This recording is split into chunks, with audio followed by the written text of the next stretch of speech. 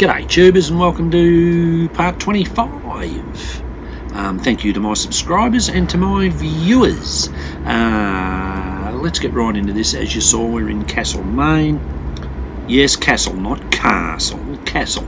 I suppose it all depends on what school you went to.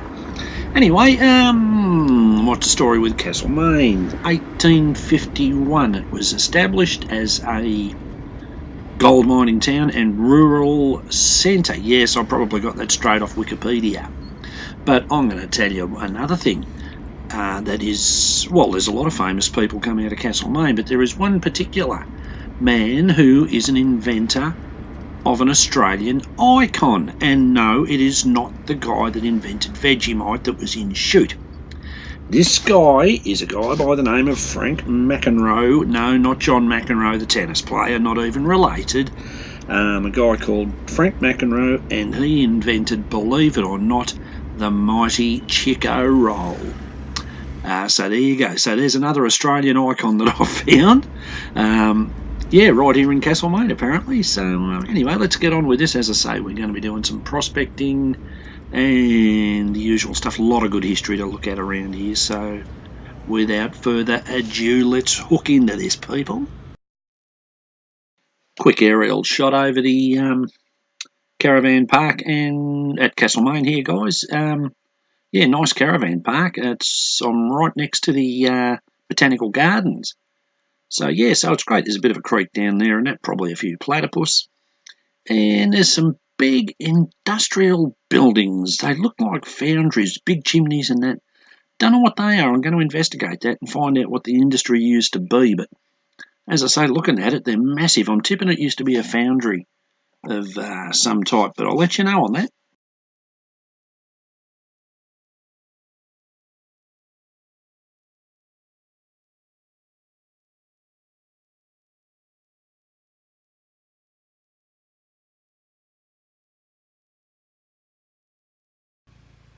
Tell you what, tubers, we are the luckiest country in the world. I mean, look at this beautiful bush. You know, and you can come out here and it's free for all to use. You can do all sorts of stuff. But it never fails to amaze me that some, and I'm going to say it, assholes have to dump their rubbish. What is wrong with these bastards? I tell you, we live in the best country in the world and all they want to do is ruin it. Makes me sick every time I see it, fair dinkum. But anyway, what do you do? Well, tubers, I've finally nailed it. Have a look at this for diggings today. I tell you what, I'm going to open up a bloody hardware shop. I've dug up that many nails and a few screws. Don't people want this hardware? Tubers, the industry I spoke about in Castlemaine turned out to be Thompson's Foundry. It's not that anymore. Various other interests own it or are in there. But Thompson started 1875, from what I read, and heavily involved in mining equipment, rail, even built the pumps for the Spotswood pumping station for the sewerage in Melbourne there.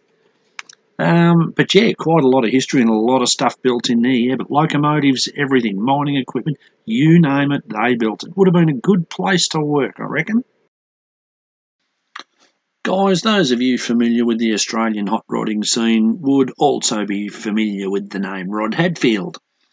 This is his place in Chewton, just out of Castlemaine, and he's set up this wonderful museum here dedicated to, well, all his memorabilia that he's collected over the years and cars he's built, but also to Australian hot rodding in general. He has some wonderful pieces in here. It's including a copy of the first ute ever made, and he even has the original door off the one that was wrecked. So he's got quite a few nice little bits of history in this. I'm not going to commentate too much because there's not really very much I can say about the guy that hasn't been said already. He is responsible for some very iconic Australian cars, and yeah, keep watching this, guys. If you're into cars of any sort, this place is well worth visiting. Just the displays and memorabilia are absolutely brilliant.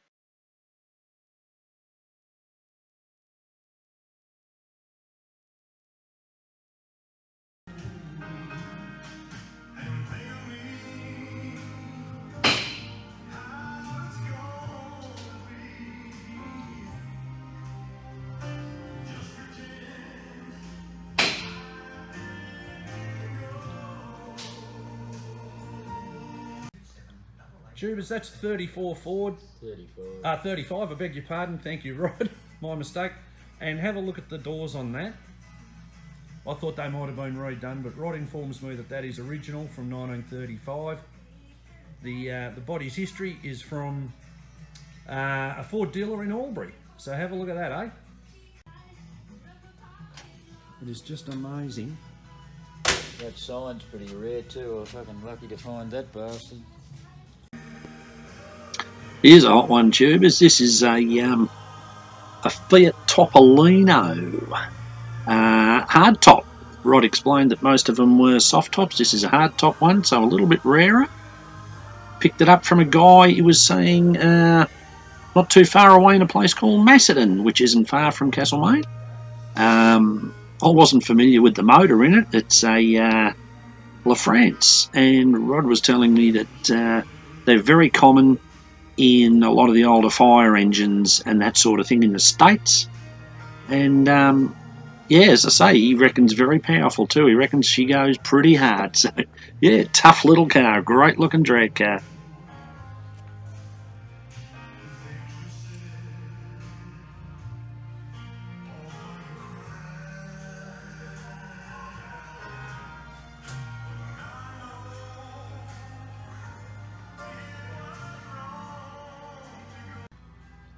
$5.25 La France tubers, and Rod reckons it goes like last week's paycheck. I've never heard of one, and but I have now. Have a look at that. What a bit of work. They're based on a Lycoming design. Okay. Aircraft's quality. This particular one came out of a fire truck. Okay. So it was more of an industrial motor in that sense, Rod, rather than a street rod motor? Yeah, more or less. Yep. It's got twin everything, twin distributors, twin spark plugs. When it was original, it had twin carbies. Runs on 12 cylinders or 6 cylinders, whatever you want it to do. Terrific. Of course, Tubers, the car you were just looking at is a Fiat, and Rod showed me this, well, he said very, very rare photo of Fiats on the assembly line. Have a look at those.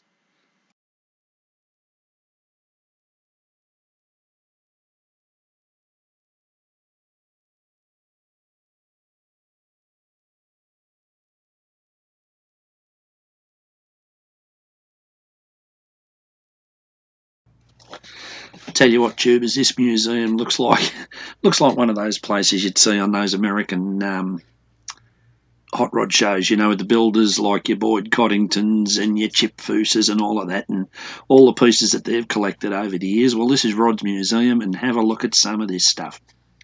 Absolutely amazing. Obviously, a great collection of trophies from over the years.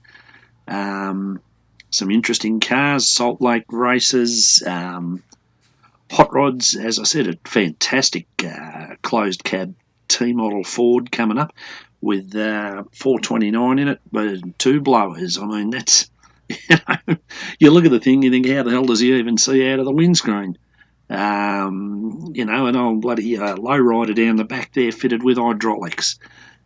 Just some unreal stuff. It's well worth a look, no matter what type of cars you're into.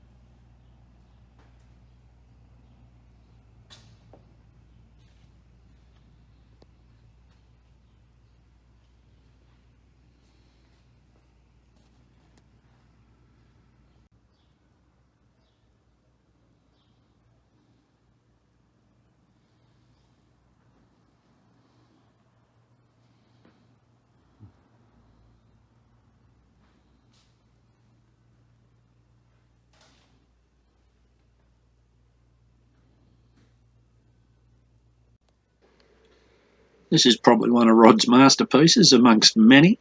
Final Objective. It's a 55, I think, Chevy with a Merlin engine in it.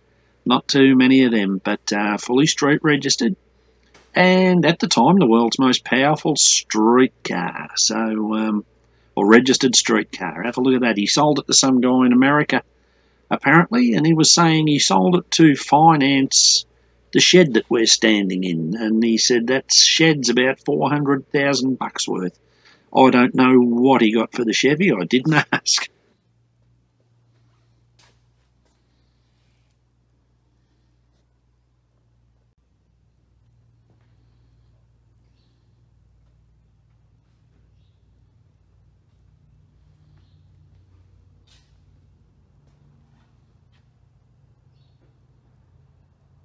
Was in the Ford Museum, but they closed that down. Yeah, that's right. Yeah, you would have thought that keeps something like that going. You would, wouldn't you? Well, that's the start of the ute culture in Australia, I suppose, isn't it? Have a look at that. Your car too, the Falcon. I'll have to He read could that. have. I'll have to read it. I know he did the Cortinas. I'm sure he did the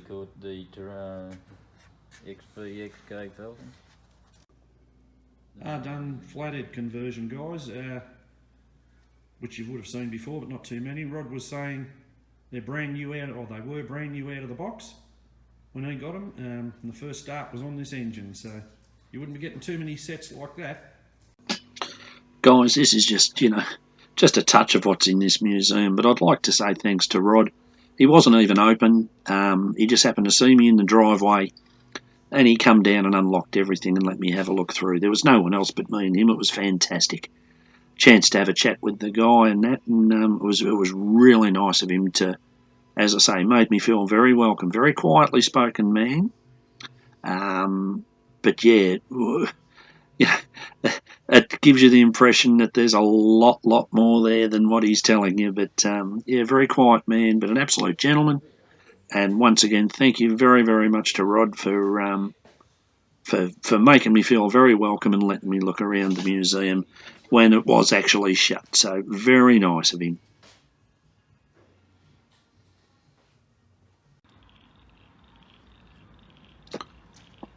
Guys, on the way back from the museum, I came across the Forest Creek Heritage Mine.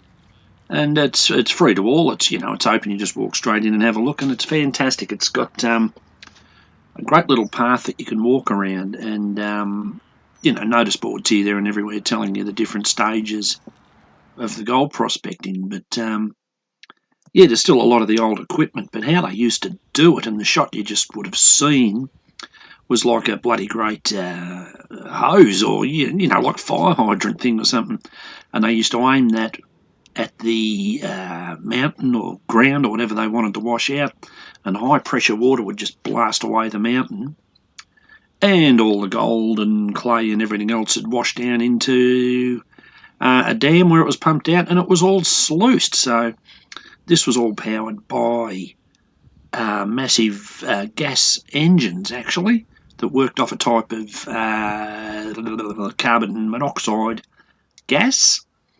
They're still there, but they're all locked up. You can't actually have a look at them, but you can see all the pumps and impellers out of the pumps and that, and the housings for the pumps, and a lot of the pipes, the nuts and bolts that all used to bolt all the flanges together, all that sort of stuff. So, yeah, it was bloody. There was a couple of requirements for the pipes. They had to be strong enough to put up with the pressure, yet light enough that they could be manhandled.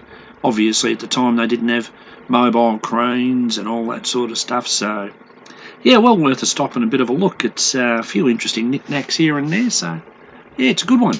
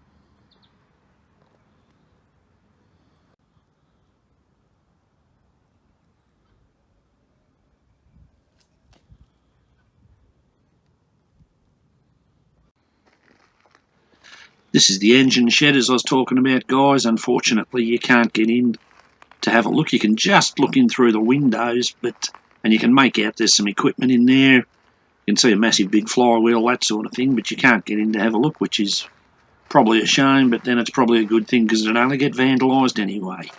Says good old cynical Mick. I'm sorry, I don't mean to be like that. But coming up in the next little bit, if you don't want to be bothered reading it, you will see a rectangular mine shaft and a round mine shaft. And the story goes that the Chinese used to dig round mine shafts so no evil spirits could hide in the corners, whereas the Europeans, Australians, whatnot, just used to dig a square shaft or rectangular shaft for whatever reason. So that's interesting. There's always a lot of superstition, I guess, with the Chinese, but that's their culture, that's the way they are.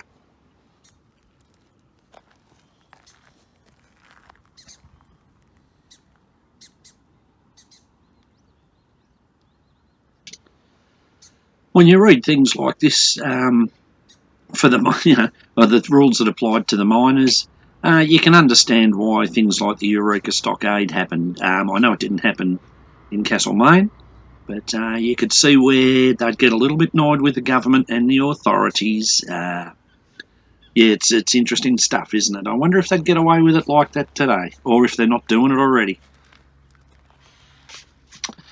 Well, once again, my friends, we have come to the end of another video. That was part 25.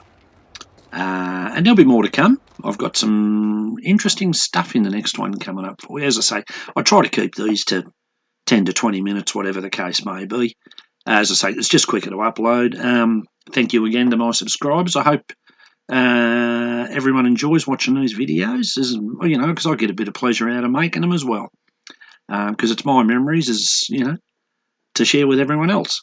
But yeah, as I say, and once again, thank you to Rod Hadfield for opening up his museum when he was closed. That was absolutely brilliant. But all right, guys, we shall see you in part 26 coming up very shortly. See you later.